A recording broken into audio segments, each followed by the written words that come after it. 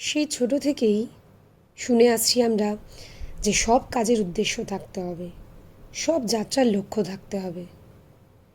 আর এটা শুনে শুনেই এর বাইরে যেন আর আমরা ভাবতেই পারি না।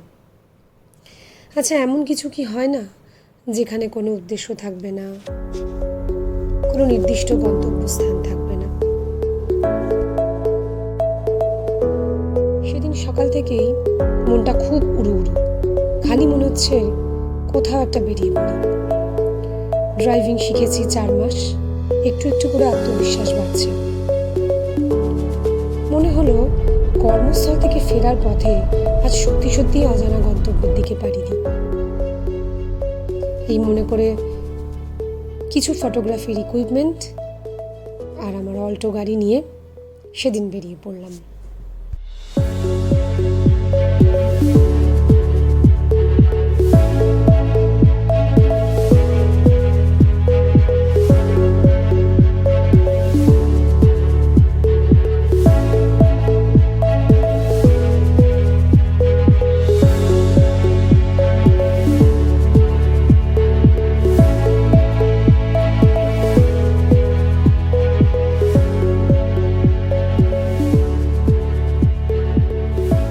এদিন গাড়ি নিয়ে বেরিয়ে পড়লাম দিল্লি রোড ধরে।